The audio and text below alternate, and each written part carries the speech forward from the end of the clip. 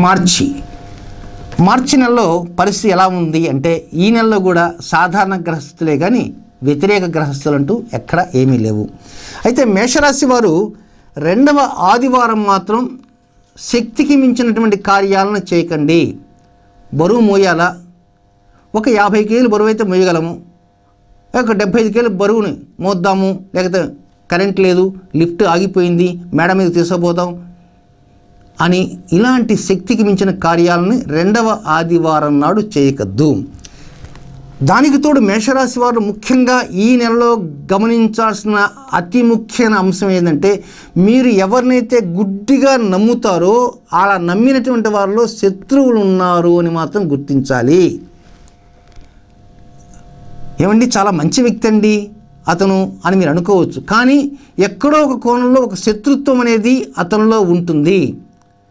కనుక మేషరాశి వారు గుర్తుంచుకోవాల్సిందంటే నమ్మిన వారిలో శత్రువులు ఉన్నారు అని మాత్రం గుర్తుంచుకోండి. 3వ శుక్రవారం నాడు ఎట్టి పరిస్థితుల్లో హామీలు ఇవ్వకండి. హామీలకు చాలా దూరంగా ఉండాలి. అది మాట ద్వారా కావచ్చు, లేక రిటర్న్గా కావచ్చు, ఎలాంటివి కూడా హామీలు ఇవ్వకండి. రుణ విషయంలో కొంత అప్రమత్తత అవసరము.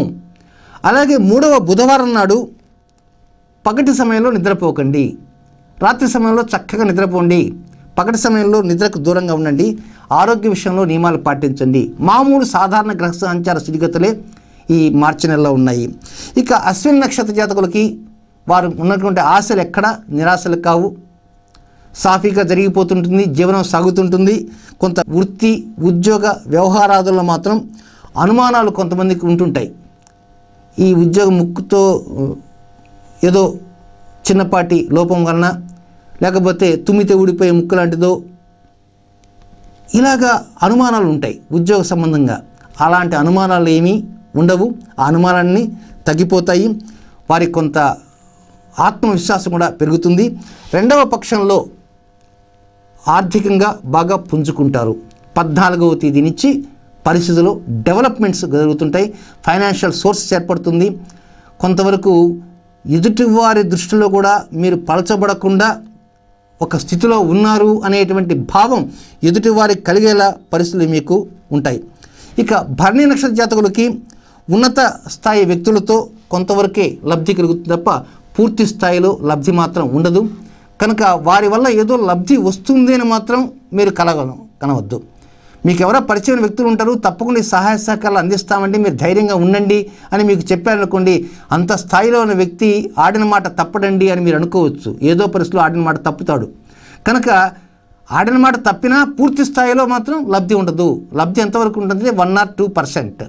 కనుక 95% లబ్ధి తగ్గుతుంది. కనుక ఎదుటివారి మీద ఆశలు పెట్టుకోవద్దు. పైగా ఉన్నత స్థాయి వ్యక్తులతో అసలు ఆశలు పెట్టుకోవద్దని మాత్రం భరణి నక్షత్ర జాతకులు గ్రహించాలి. అయితే కలత్ర విషయాల్లో, భార్యాభర్తల విషయంలో కావచ్చు, సంతాన అంశాలు కావచ్చు, నూతన నిర్ణయాలు తీసుకుంటారు. ఆ నూతన నిర్ణయాలు కూడా ఫలిస్తాయి. స్పెక్యులేషన్ కూడా యోగిస్తుంది. కొంతవరకు ఆర్థిక మాంద్యం లేకుండా కూడా ఉంటుంది. కృత్తికా నక్షత్రం మొదటి పాదంలో జాతకులకు మాత్రం కుటుంబ వ్యవహారాల్లో సమస్యలు కొంత తగ్గుముఖం పడతాయి.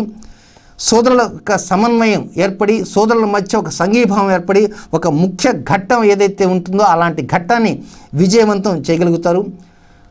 ఇక 2వ వారము 4వ వారంలో కొత్త వ్యక్తులు పరిచయం కారణంగా నూతన నిర్ణయాలకు మాత్రం తీసుకున్నప్పటికీ అలా నూతన నిర్ణయాలకు మాత్రం వెంటనే దాన్ని సిద్ధం చేసే విధంగా, వాటిని ఆచరించే విధంగా మాత్రం ఉండలేకపోతారు. వాటిని వాయిదా వేస్తారు. ఏదేమైనప్పటికీ కూడా ఈ మార్చి నెల సాదా సీదాగానే గడిచిపోతూ ఉంటుంది.